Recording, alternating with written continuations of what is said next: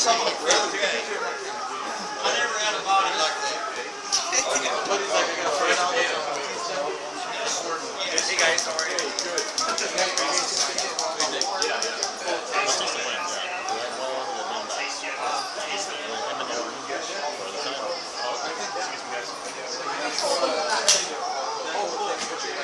Ross.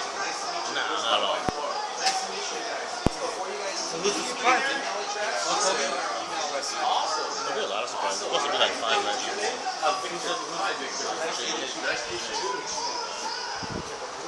Oh, do you know how to turn on this camera? It's my phone. Yeah, I do.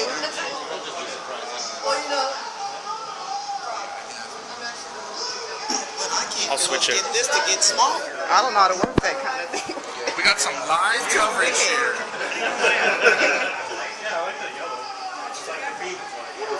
Give me the action figure.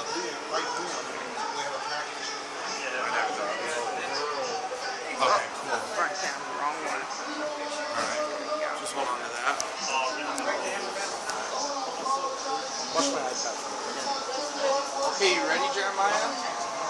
1, 2, 3. I'll do one more. 1, 2, 3.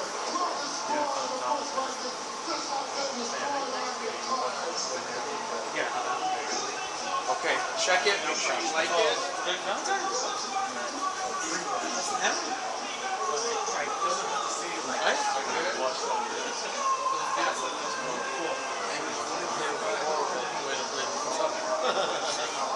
Did you wish him a happy late birthday? Hey guys, how are you?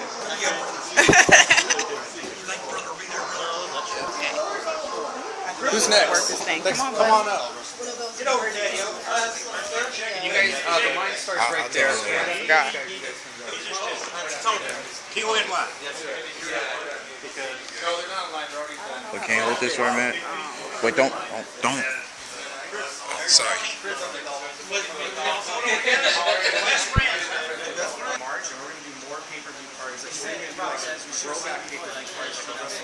There's Honky Tonk, man. These are some sweet figures, classic superstars right there, and then there's Series 1. The last one was your first one, right? Yeah, here. Yeah. What's your YouTube name again? YouTube Starman to YouTube 7 Starman. Okay.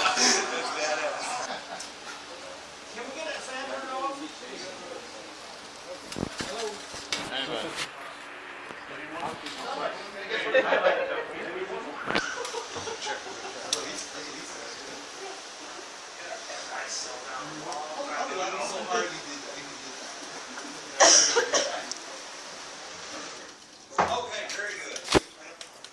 Sound better already? Fabulous Q&A. So you guys, everyone's here for the paper Q&A, right? Yes. We're here for you, Honky. Not on the pay-per-view, I'm sorry. Oh, you are. Unless they show some clips or something, maybe. See, I was a school teacher before I got into wrestling, so for me to sit up here in front of you guys, it's like, you're all my little students. Okay, who wants to kick it off? All right, yes, sir. How many Rumbles were you in? I don't know that one. You know, I never kept up with that kind of, those numbers like that. I didn't know the number on the 454 days until Howard Finkel told me that actual number of, I knew the 15 months or something, but I never knew the number of days until, I think when I went back and did the Santina Marilla thing, Howard Finkel told me that it was the 400, no he didn't, I saw him in an autograph signing the following year in Toronto, and he told me about the 454 days. I didn't know that. Then I was thinking, you know, people going, oh, Ricky the Dragon, Ricky Steamboat's a great Intercontinental Champion, blah, blah. Okay. Who was we were talking about it earlier with someone, he held the belt. He won it on like March 28th. 2 weeks later, it was gone. No, he lost it to me on June 6th or 7th. So he held it for the last few days of March, lost the first week of June. So Steamboat only had the belt, we gotta look and say probably let's say 8 weeks. Let's say 9, big deal. 9 weeks, I don't even know the weeks on mine. 454 days, almost 15 months or something, I don't know how many weeks. 64 weeks, yes it was, I write it on these belts, I should know that. Okay. Oh, almost. What was it? This is, 4 things of Lipton, 5 Lipton iced teas in there. I was sleeping till about 5 in the morning. We can start with Ricardo. Ricardo, you start. Okay, who started? We got one question in already. What would you like to ask him, Ricardo? Just wanted to ask, how at WrestleMania 3, how did it feel to be surrounded over 93,000 fans on that day? You know, I don't think any of us really realized how big it was until we went out there, first and foremost, and then after it was over, later on. We knew it was going to be big, but I don't think any of us ever dreamed it would be that many people. And we had been on the road for like 50 days without a day off. We were all really, really tired. If you go back and look at the videotape, you can see the tiredness in people's eyes. You can actually see the tiredness in some of the ring work, in some of the matches. And we had to do 3 days of TV tapings after that, and then we had 3 days off. We all just wanted clean clothes. Really. The locker room smelled like worse than the barn that Coco and I started in. But no, I mean, and there were so many people that you didn't see faces. You never. When I went back and did the Santino thing, I was able to see one of the fellows in the PR department, and they sent me the picture. It's a big, it's about twice the size of one of these 8x10s.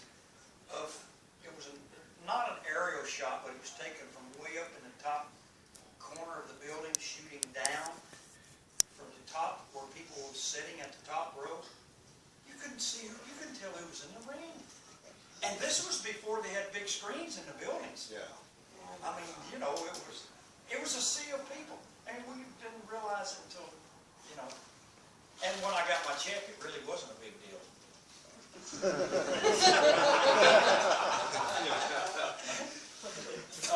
Okay.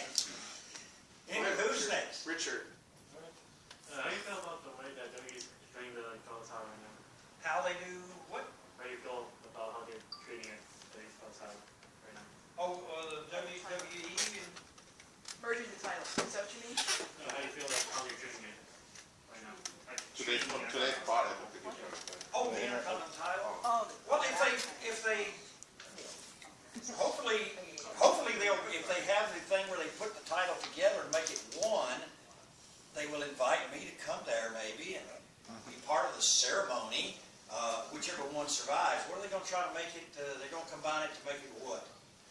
They're going to take it away and They're going to unify the belt. they're going to unify it, and The United it's States either going to title. be Intercontinental or On the U.S. belt. U.S. The something U.S. else. belt and the IC belt. They've treated all the belts poorly in the last 10 years, Yes. I think. Pretty much since Austin was the last champion, the belts have been, even when Austin was the champion, before he was champion, he threw the Intercontinental belt in the river. You know, the belt was on, she was in China, had it, put it on a woman.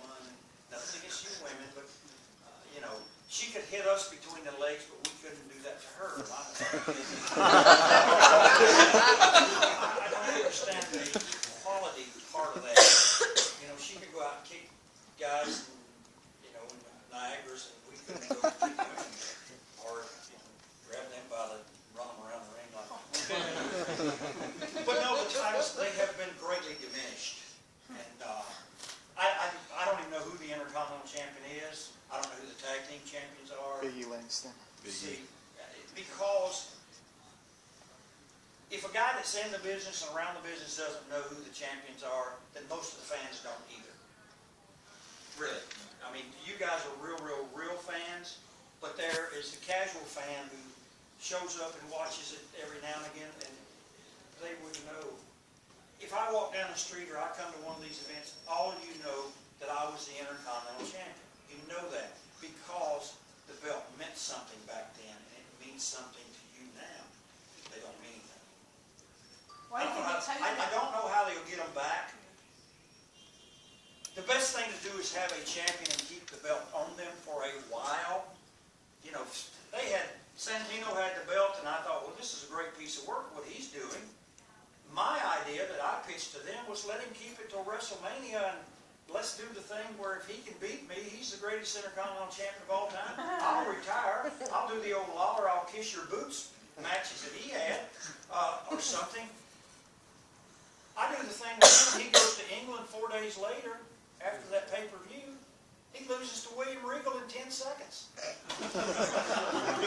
I was laughing so hard when I saw I mean, after all that buildup of the honkometer and all of that, he goes over there and drops the belt in England to William Regal.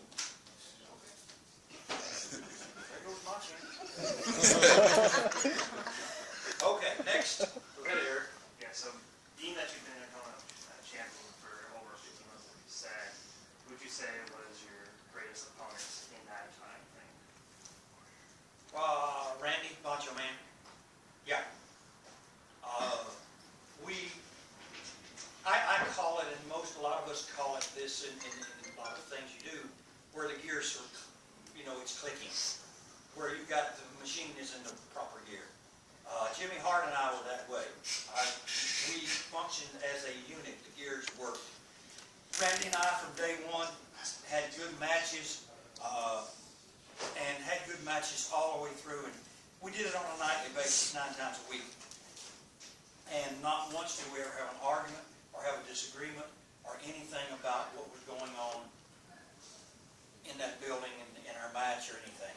And those are things that sometimes can be problems when 2 guys can't get along or 2 guys can't work together in the ring, then the gears aren't clicking. Now, the gears click with Jake Roberts and myself. I enjoyed being in the ring with Jake, and of course everyone knows Jake's stories, and they're all true. Jake was easy to work with in the ring because he would.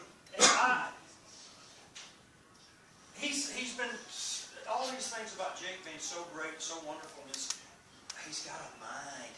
His mind is gone. His mind is blown away on whatever Jake was doing to get in rehab, man. But I enjoyed working with Jake because I could punch him one time. He was like Junkyard Dog. He went down and he wouldn't get up. It's an easy match. All I had to do was walk around the ring, hey, get up.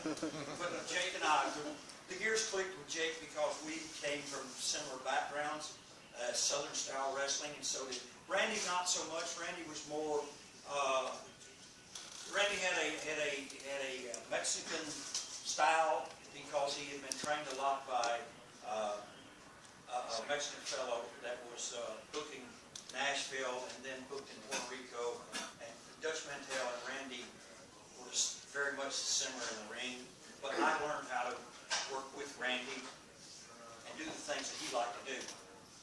And when I had a match with Steamboat once at Madison Square Garden, and all those fellows were lumberjacks, and Steamboat and I did a couple things in the match, and Randy was like, oh man, when we start doing our match, I want us to do that, so I really like it. He liked those kinds of quick-moving spots.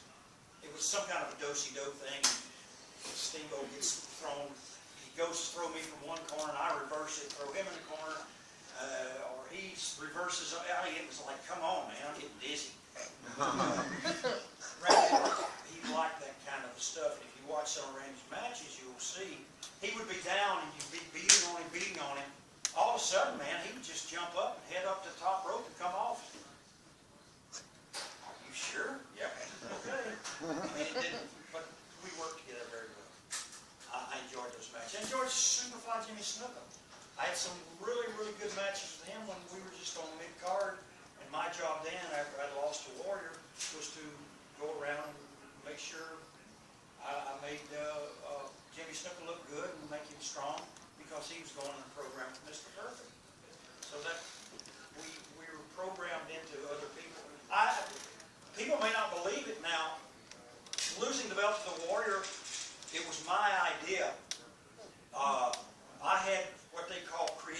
control over that match and how it was to end, which, I mean, they obviously, he was gonna get the belt, whether I did it or not, he was gonna be the champion. They had plans for him, and I knew that, and it was long-term plans. And on that night, for that match, I knew the match couldn't go long at all, because he was not that good at that point in time. Hercules, God bless it, we always go to the fellow who has wrestled someone before, and you're going to say, Hercules wrestling you, and then he's finishing you, and I'm going to get you. I would go to Hercules and say, how is this guy? If I didn't know it. And Herc said, oh, you dread getting up in the morning. Why is that? Stiff. He said, because you know what you have to face that night. I dread getting up in the morning because of what I'm going to have to face that night. Well, about a week later, I dread getting up in the morning. But that's why that match, if it had gone longer, he would not have been the superstar right away that he was, and he was instantly. He was taken from just being some goofy guy that ran out, and I gave him all this stuff. Shaking the ropes, shaking the feet. That is what I incorporated in our matches to get time, to start stretching the matches out. By the time I was finished with him, we were having 10, 12 minute, 15-minute matches. Not 13 seconds. 28 seconds. But what I was going to say is, the longer it would have gone that night, he would have been exposed for not being very good, which the people would have, passed gas on him. You don't have, they would have farted at it. And after 15 months, they would have said, he really is the worst Intercontinental Champion of all time. I would have been exposed for not being able to take care of this fellow who wasn't very good. And I could take care of people, but not a 270-pound muscle guy that was running full speed. And it was good for the company. It was good for three people: Warrior, myself, and WWF.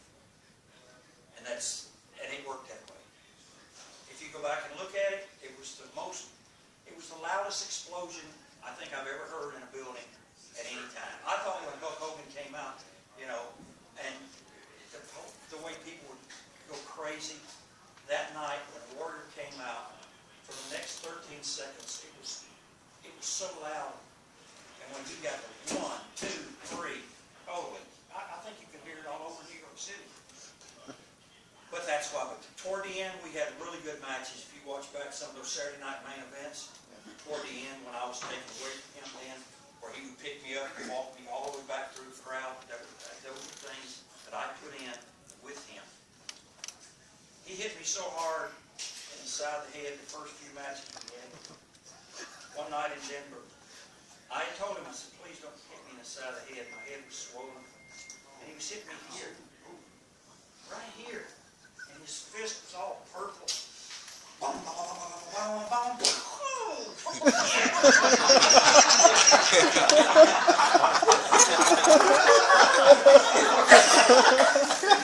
We're in Denver, and I told him, I said, if you hit me like that again, Jim, you're going to be on your own. He didn't know what I meant. We'd have the little match, and he would run to the ring and, help me, help me. I mean, he was easy because he couldn't get up. I mean, he was purple. I told him, look, you don't really run to the ring, you look like you're running. Because I needed an opponent. I mean, 10 seconds for him to run to the ring was like, oh, yeah, so I get this thing going, bing, bing, bing, bing, bing, that's his turn, first punch. Boom! I just fell forward. He pulled my hair so hard to try to pick me up.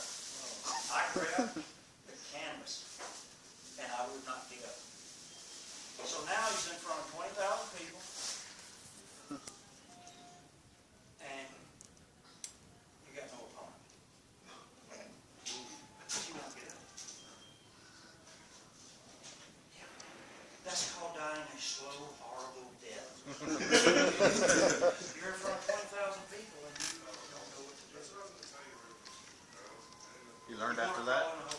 back to the locker room, and he said, "Are you okay, man? What happened?" I said, "You know what happened? You hit me hard in the side of the head, and I told you if you do, you're gonna be alone."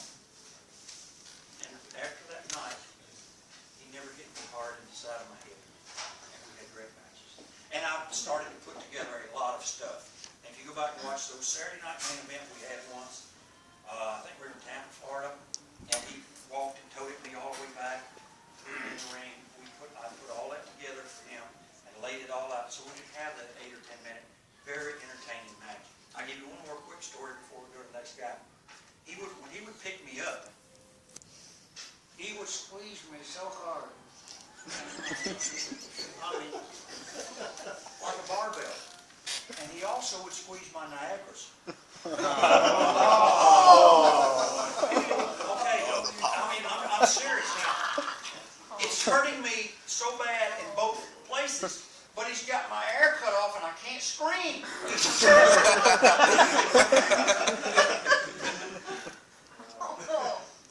said, "Jim, listen, please. You're killing me." I told Jimmy Hart, "Jimmy, that's okay, baby. It's okay. It's wonderful, baby. It's wonderful."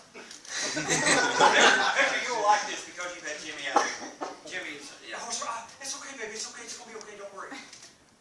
I put a spot in after Jim, and I finally got this where he wasn't choking me and giving me a vasectomy at the same time.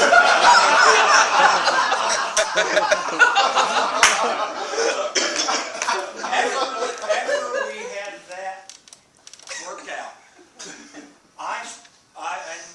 I'm notorious for doing little things like that. I put the spot in for him to pick Jimmy Hart up and took Jimmy Hart back to the ring.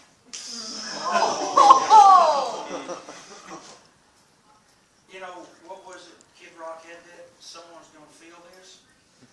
Yeah, I want someone to feel this. So I tell Jim, I said, "Let's do this spot where you instead of toting me back tonight, tote Jimmy Hart back." He said, "Can he do that?" I said, "No, not really, but remember, how you was picking me up and everything." And I said, "Now Jimmy doesn't know how to get up on your body and do the way I did. He's not true." I said, "You're going to have to really pick him up and do it." So I like stirring the pot real good. So here comes the spot. He got Jimmy. And Jimmy's swimming in the air, and we get back to the locker room. Jimmy's glasses are turned sideways. He wore sunglasses turned sideways. "Oh boy, you're right. Damn. I don't know what's worse. Choke him or put my nuts out." I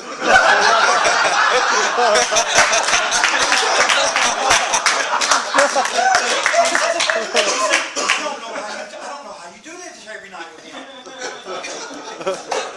It's hard with him. He was like, "I don't know how you do it." He said, "Man, I'm never doing that again. Y'all guys can take that spot out."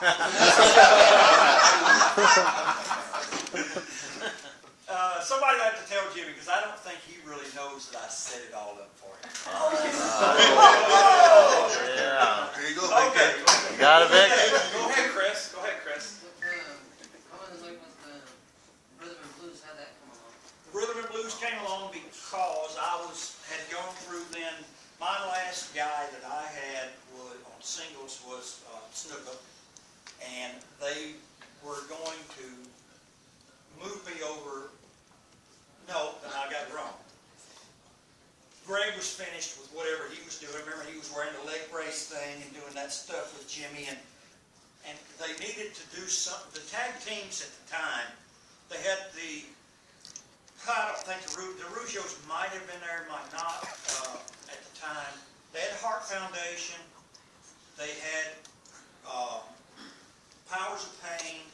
They had the Can-Am Connection. The tag teams were really, I don't want to use the word weak, as in strength-wise, but they were weak in drawing power.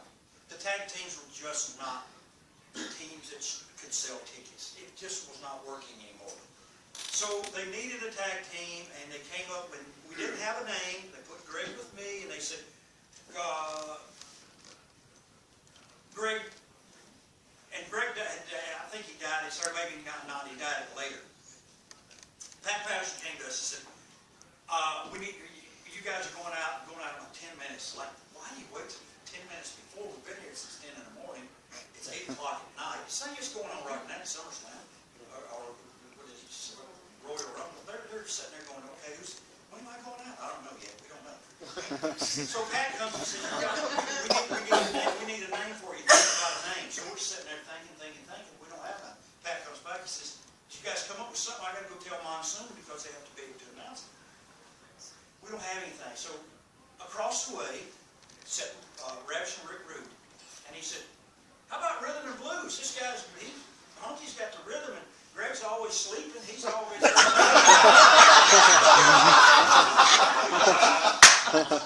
was sleeping. So that's how the name came up. And then I think the next week they decided, Greg, you need black hair. And really, I mean, the tag team was really good. It was a good, tag teams don't, sometimes they can be twins and be good. Or like Powers of Pain. Both of them big muscular guys would be okay. I think my idea of tag teams is you have to have a contrast. There has to be one guy that's the worker and one guy that's doing all the show business. I was a show business guy, all the flamboyant. Valentine was a tough, go in and I'm a wrestler like my father. Okay, you go wrestle. I'm going to do this. So it was a good contrast, and we were going to beat the Hart Foundation for the belts. We had been told that we were taking the belts. Then the Road Warriors call up, and they're ready to leave Atlanta and come to WWF. And they jumped at the chance to sign them, and when they signed them, we were behind the 8 ball. But Road Warriors got the belts like a week or two later from the Hearts, and they were on their merry way. So they broke Greg and I up, and Greg got, he ended up, they sent him to Japan, put me on commentary with Daffy Duck. Okay, who's Daffy Duck? Roddy Piper? You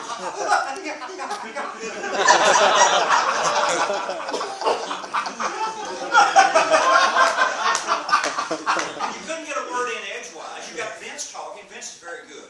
Vince was the best on commentary. Monson was great.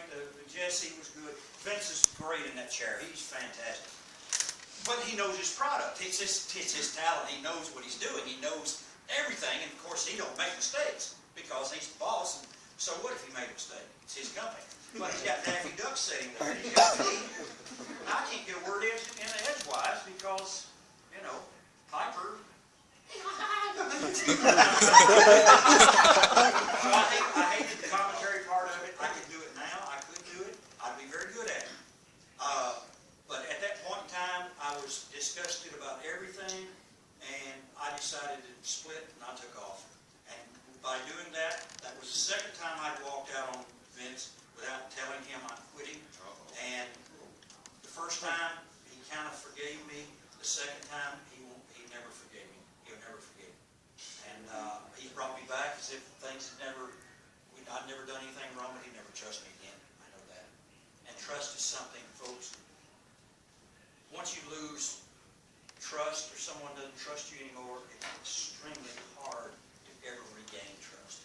And if I had to do something over again, I would have been more manly about it and more politically correct as opposed to just packing my bag and leaving.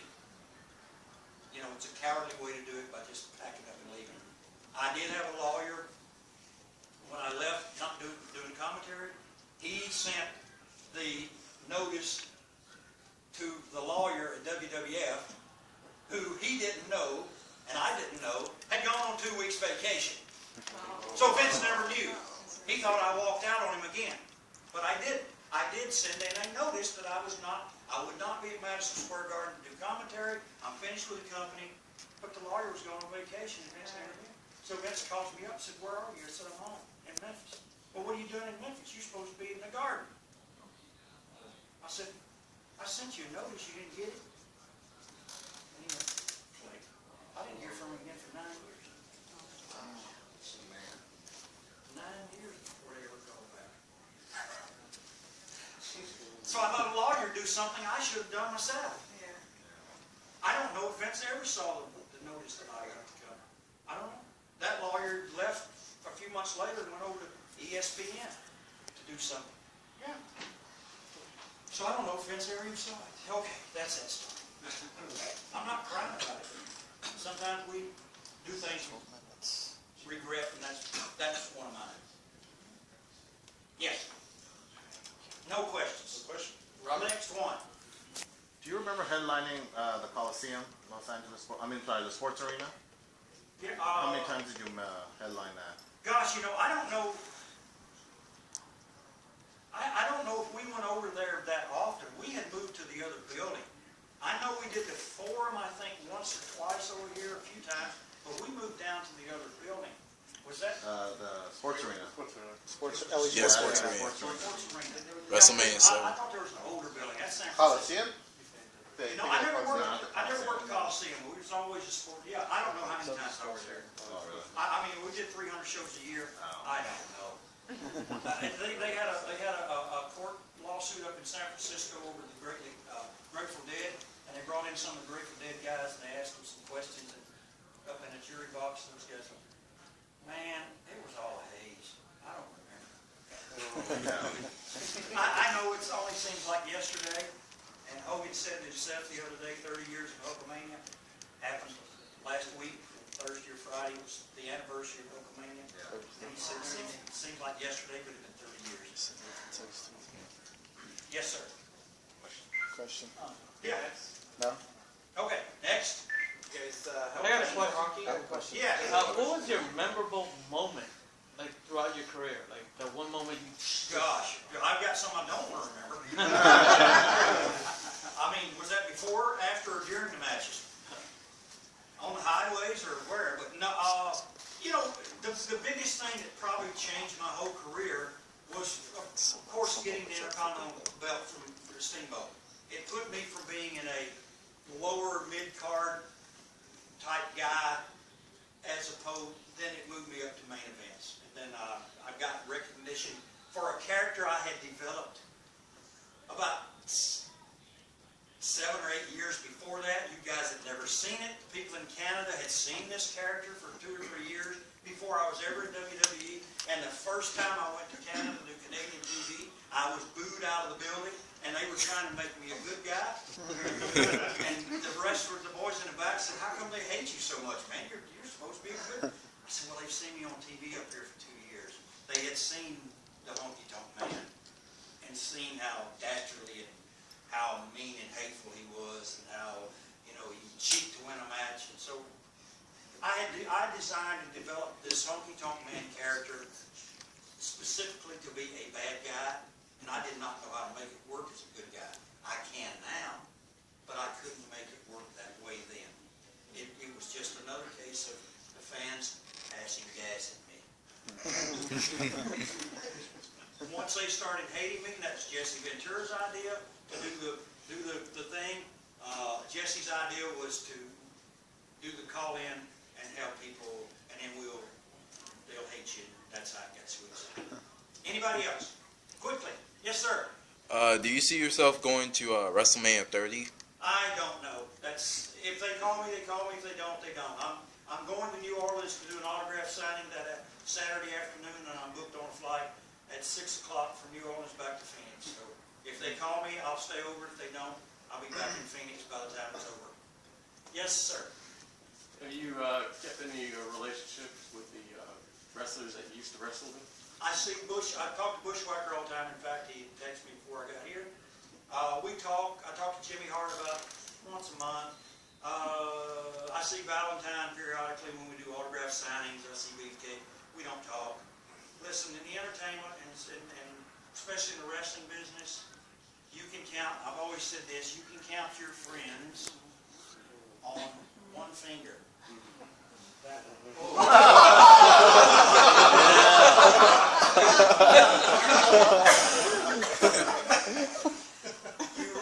We have business acquaintances and business associates, but I can go back in that locker room now, and everybody in there loves me. Hey man, how you doing? Great to see you.